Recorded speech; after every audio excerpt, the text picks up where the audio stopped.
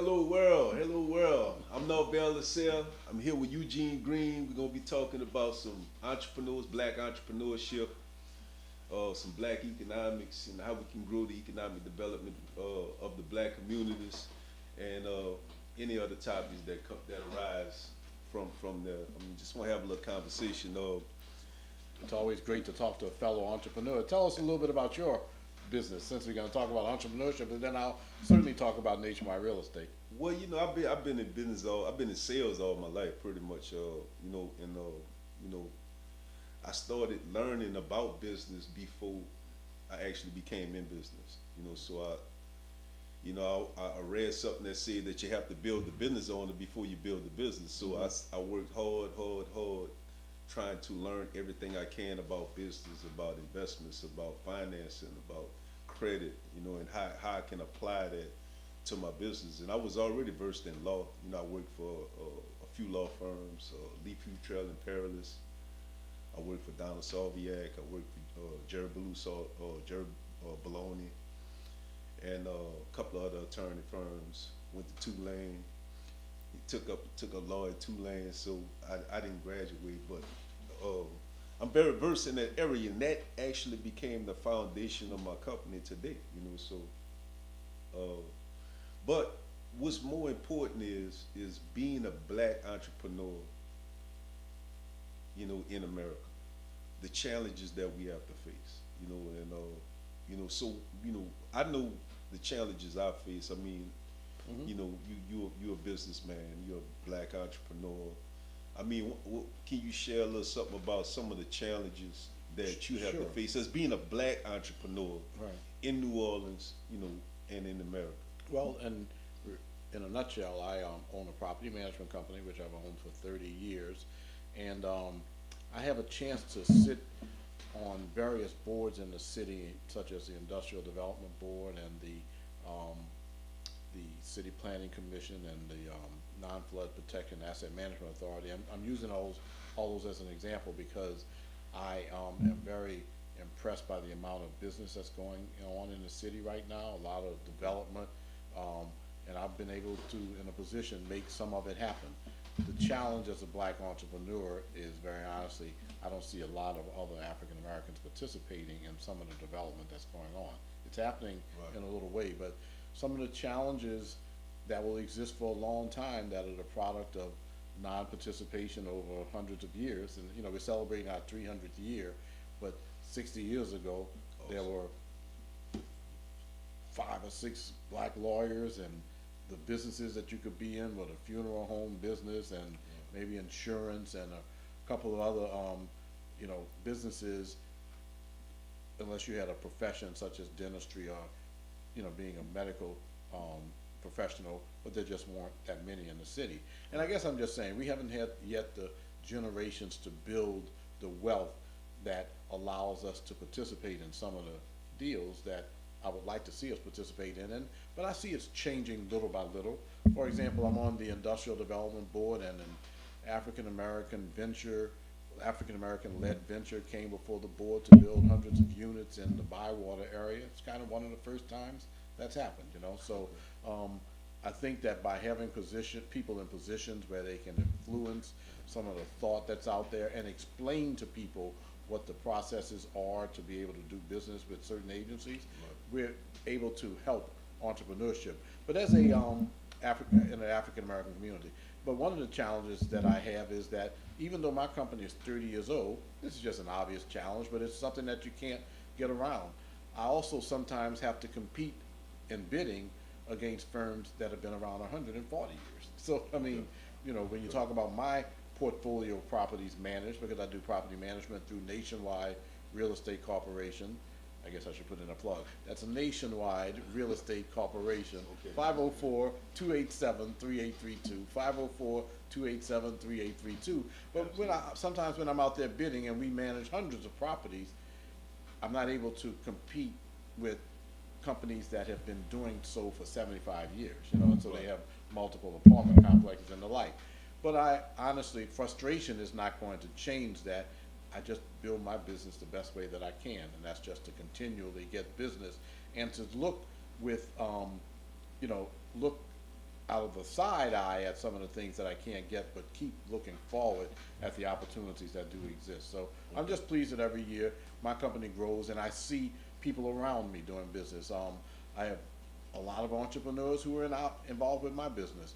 We employ, and they just happen to be African American because we can do otherwise. Plumber, electrician, sheetrock repair, flooring, pest control, HVAC work. So I see the entrepreneurial community taking better shape in our African American community, and I just think that the future is better than the past. Okay, have you reached any milestones? I mean, you reached a few milestones? Well, the milestone that I reach is that every year I'm doing more business, and you know, just from sales. And you see your business grow at the same time? I'm seeing my business grow at the same time. Now, we do a pretty good job because I'm a property owner, and I recognize that at the end of the day, I've got to pay insurance, taxes, and for maintenance, and the rent has to be collected. So we do a pretty good job on rent collections and letting people know the importance of that and why we're doing it. But I do see progress in my business, but my progress is measured by the more properties I manage. So it's easy for me to see that if I'm managing 75 more units at the end of one year than I was the year before, it's not 75, but then I'm a success in that regard. I have something that I can pass on to my children. You know, I can see the business growing. So it's it's just like sales. My business grows in sales, but it's not just because of rent increases at the units that I have right now. It's because I've gotten more units. So that's how I measure kind of the success of our company. Okay, okay. You know, now I'm you know, a little more interested in, have you ever experienced any discrimination as far as being a black entrepreneur, as far as being in that type of business, in a service type business where you got to deal with the community? Sure, and I'll tell you that, you know, very honestly, and this stuff can help some of the younger entrepreneurs, younger black entrepreneurs that's trying to become successful. And they're gonna have to walk in our shoes. I mean, whether they want to do it or not, it's got to happen. So you know, I would like for you to. And it is important to recognize that reality that there's still discrimination out there, and it's going to be. I sit in rooms with folks that make my pitch as to why I'm a great property manager, and sometimes I look different from the other people who are making their pitches. And very honestly, I'm not naive as to business that I've lost. I mean, I certainly recognize that there's discrimination out there, and it's affected me in that way. You know, if you call me and you want me to manage a fourplex in Bywater, and you tell me you're interviewing 2 other firms, and I know who those firms' leaders are, I know it's going to be sometimes a little bit tougher for me to get it, and I may lose it because of that business. But for the most part, that's what we do in my private property management company. We manage units, we collect rents, we handle maintenance and repairs. So, you know, I certainly know that I've lost business because of the fact that I'm a, you know, African American who is not maybe going to be given the same recognition as some of my competitors. So the message that you said is to young people, you know, at the end of the day, you still got to keep going. I mean, it's not about to be not about to be some revolution where you're about to overthrow the country and there's going to be a whole new way of doing business. Even after revolutions happen, at the end of the day, there's still got to be a group of people who do business and carry on. It's important just to be motivated and carry on, recognizing that the future, again, I say this often, is better than the past. Your future is going to be much better if you really put your, you know, you really work as hard as you can every day, and recognize that it's not fair, and sometimes the world is not fair and life is not fair, but it also doesn't stop. So you have to do something about it. I mean, what I understand about the real estate business is that's where the wealth is at. Yes. You know, so you know, I invest into real estate. I do a lot of wholesaling real estate. I do a lot of I have a bunch of rental properties, and you know, I believe in that mailbox money. So that passive income, and you know, a lot of people, you know, we trade our time for money. You know, but a lot of rich people, they let their money work for them. You know, so and being in the business, you know, I'm a supplier of alcohol, but I also invest in assets in real estate, and that real estate generates cash flow for me on a monthly basis.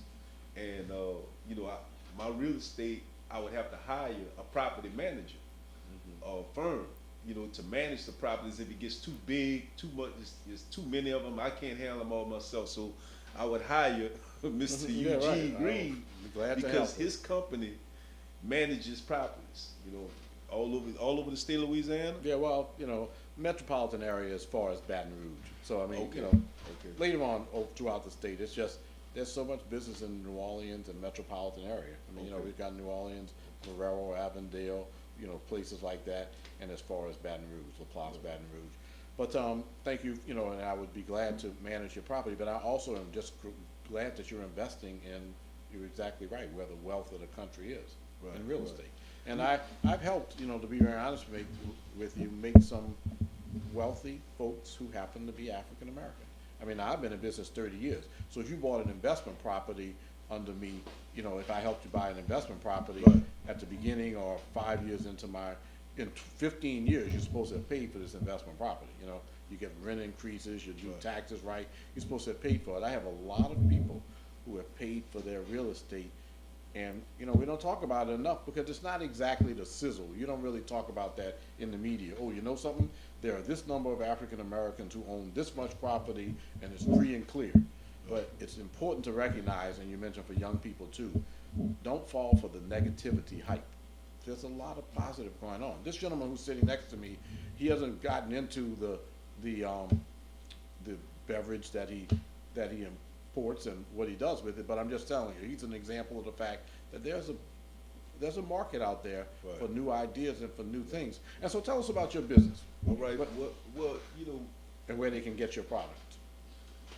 well, I'm a supplier of alcohol, but I actually own my own drink, which is called Lasserre honey cognac. It's the only honey cognac that's being sold in the United States right now. We in Walmarts, Rouse's, Bromarts, select Walmarts in Louisiana, and a bunch of liquor stores, a bunch of restaurants, you know, high-end restaurants, bars, daiquiri So shops. how'd you get involved with that business? Because that's an example. Now, you know, you just Yeah. said it's the only one in the United States that is a honey cognac, but that's an Only in the interesting United choice States. to make, and you're out of LaPlace, the LaPlace area. Right. People don't really ever talk about business activity going on in LaPlace, but I know firsthand that there's a lot more than people think. Right. That's why you should be upbeat, you know? It may be separated by water from New Orleans, Right. but there's a lot of activity going on there. So Right. how'd you get involved with that business? It really don't matter where you're from. I mean, it's just you gotta have you just gotta have a mindset to want to do more than what society put in front of you. That's it. You know, because you know you gotta think outside the box. You know, and you gotta aim high when you set goals. You know, you have daily goals, you might have yearly goals, and you know, and you set your goals and you stick to them. You stay focused. And you know, as far as how I got into this, how I got involved with the liquor, you know, I went to the International Trade Coast right there in New Orleans, and I took advantage of the opportunities that they had. They was teaching us about import export, and once I completed the course, I started looking for a product to either import or export. I didn't have no idea what I wanted to do or what type of product I wanted to sell or import or export. So I started researching online, and I happened to run across this wine that had my last name on it. It was called Domaine Lasserre. And I was so intrigued to see my last name on the wine bottle, it made me want to learn a little bit more about my heritage. You know, so I wanted to learn more about the Lasserres, where we come, you know, where they come from. I heard the stories about the brothers that can't move here from France, and but I didn't know anything about them. I wanted to learn a little bit more about my heritage, so that's where it started. So I went to my grandmother and my grandfather, and they gave me some papers, you know, that had a lot of our ancestors in there, and it led me to. I traced it all the way back to my 5th generation great grandfather, but that was as far as I could take it. I couldn't go no farther than that unless I actually traveled to France to go to complete the research. You know, so that's what I did. you know. Right. I decided, I said, you know what? Well, congratulations on doing that. I because said, when look, when you reach that point, yeah. you gotta make a decision if you're gonna keep going, and Nah, that's a good hey, business point, you know? Yeah, you're right. You know, but it wasn't just me saying, all right, I'm gonna go to France. I'm gonna tell you, I had never been out of the country at that time. I don't speak French. I'm working on it, but I didn't speak French, and you know, I was kind of fearful. I was like, man, something I might go to jail, might lose my citizenship. I didn't know what to expect. So, you know, I'm like, man, look. But I felt the fear, and I did it anyway. You know, so Right. you know, Good message for entrepreneurs too, but right. Go ahead. Feel the fear, do it anyway. You know, because you never know what type of opportunity is waiting for you when you get there. You know, so you know, when I traveled to France, my plan was to just get with this trade mission, because I found the trade mission that was going on in Lyon, France, and they had a delegation that was coming from out of Lafayette that was traveling there to the trade mission. So I joined the trade mission, you know, so I can go with some people, and I felt more comfortable. I felt comfortable going with some people from Louisiana that speak English and French. So we traveled there. My plan was just travel there, show my face the first day. Mm-hmm. I was gonna show my face the first day, and then the next day I was gonna kind of sneak away, because I don't make him feel bad. So he just used the trade mission right. to go over here to do research his family and stuff like Right, that. So well. I went the first day to see what the trade mission was about, and it blew my mind. You know, I mean, they had over 39 countries that participated. It was over 500 businesses from all over the world Mm-hmm. that was there to do business transactions. I couldn't believe it, man. I looked around. I'm the only African American that was actually at the event. So Mm-hmm. it hit me at that moment that I can't leave this. You know, some kind of opportunity going to come out of this, and I just didn't know what it was at the time. But you know, I met my business partner. I sat down with some awesome companies, man, that had some awesome opportunities that came across my lap. When I sat down with my now business partner, he told me, he said, man, I can make you a cognac. You know, and the light bulb popped in my head. I was like, let's do it. You know, because I always had an idea about making a drink that you don't have to blend. You know, because when I go out to different places and stuff, I might order some vodka and some cranberry. You know, then when I started having issues with my blood sugar, I got off the vodka and cranberry, and I started ordering like the Hennessy mixed with some something to kind of like blend it to make it look a lot smoother. And sometimes you order a drink, they putting too much of this, not enough of that in there. You wind up paying for a drink that's not right, not the way you like it, Mm-hmm. but you gotta drink because you paid for it. So my idea was, what if there was a drink that you don't have to blend with anything? And every time you order it, no matter where in the world you order this drink, it's gonna always taste the same. It's always gonna be to your liking, So that was the drink. That was the idea that I pitched to our blend master, and Lasserre Honey Cognac was the results. Okay. That was the first sample that I tried. And so right now, for example, you import your products and they come in through the port here, and Yeah, I import from Cognac, France, into the port of New Orleans, and the logistics company brings it straight to my warehouse in Reserve, Mhm. in St. John Parish. Okay.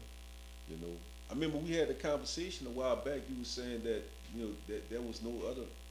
They got to have some. I mean, it's just hard for me to think that they don't have no other black folks that's actually importing goods into the port of New Orleans. But do y'all know of any? I mean, y'all know of any? I Any know we black? had a conversation one time with Eugene and I, we met a gentleman from the patent office, and that gentleman said that 1% of the patents are to all minorities. That you mean 99% of the patents that come through that office that actually go through and get awarded Right. are mostly to all white people. And he said because it's the fees that they have to pay and the attorneys, and they have to do variances and whatever else like that. And I would really like to find that guy again. But he said that I run across tons of people Right, and that I say, I got an idea, I don't know. but of they any don't problem. follow through. The only example I had of that I can know of personally was Susan and Calvin Hinton that did the Perry Portable Potty thing. They did actually get products. But Yeah. they never did get to distribution and manufacturing. I guess they still working. Now, the funny thing is, I don't wanna, the word I should also use is consistently, because I will tell you, interestingly enough, my son has a line of jeans, called Real Perizur that are manufactured in Hong Kong, and he's brought something through the port. But that's, I meant like, that's your business, you know, like you Right, do it all right, the yeah. time. Like import, He gets import, some in and very honestly sells a few here, distributes, it's the same manufacturer, but I guess he's using it. But when I think about that, I almost think like a port-related business, like every month, every couple of weeks, products are coming in that get distributed throughout the, you know, area through the port, and I don't know of any other African Americans who are doing that. Because some African Americans have touched on it and have brought a few things in, and I wish that there was more. There's even export business Right, they going need on more. here. I've learned a lot by being the president of New Orleans Regional Business Park. Again, that's why I don't necessarily talk negatively about New Orleans, I talk about getting involved. There's a company out there called New Orleans Cold Storage, Right. and it brings in, honestly, chickens from all over the darn region, from Arkansas and places like that. They bring them out to New Orleans East, it's called cold storage, they freeze them, and they put them on ships, and a lot of those ships go to, Russia. Okay. But my point is that they're bringing into, through New Orleans, a product that is generating incredible business going to other countries. So we do have a little bit of export going on, but no, we don't have a lot of African Americans involved with it. It's not necessarily because the field hasn't been welcome to us, but no, we haven't gone to places and bring in products like, I guess I could only use some simple examples, Jamaica, you know, or something like that, to bring in something that they grow there. I think they might have had somebody that was bringing some stuff from Africa a while back. I don't know. if Yeah, it's well, still some of the going. products that come in, and you know, whoever's looking at this, I wanna make it clear, I'm not saying that there haven't been any products that come in, cause obviously some of the products that are sold at our festivals, that are manufactured in different parts of Africa, but many times those have been brought in and it's not a regular business. Right. That's what I'm saying, it's not a regular business, there's not like too many, maybe there's one or two, so if somebody's listening, I could be wrong. Maybe there's one or two firms that every once in a while get a shipment in through the port, and they happen to be African American owned, but that's not really the case. All right, guys, we're gonna wrap, so I'm gonna ask one last question. Give us some advice for a new entrepreneur, one important thing each one of you guys do, and then tell us how to get in touch with both of you guys. Boy, it's been that fast. Well, we had a good conversation. What the Yeah, heck? I mean, our time is up. definitely. Extend this show, man. No, but the main thing about being an entrepreneur is, and it's hard to put it into one word, is just be motivated. You know, there's statistics that show a lot of businesses go out in their first 3 years. And I tell you, it's not necessarily because there's a market, because you can sustain yourself on a business without doing incredible business those first couple of years. But you have to be motivated. Oh, yeah. You have to be motivated. That's just, if you're gonna go into business, it's different from working for somebody and getting a guaranteed check. There's a lot of risk involved. So be motivated. But Reuben, I wanna add to that, be motivated, and in my opinion, recognize that there's a tremendous market out there that may involve your product or certainly involves your service. I'm in the business of working with people who are real estate agents, insurance agents, mortgage brokers, and the like, and they're very busy.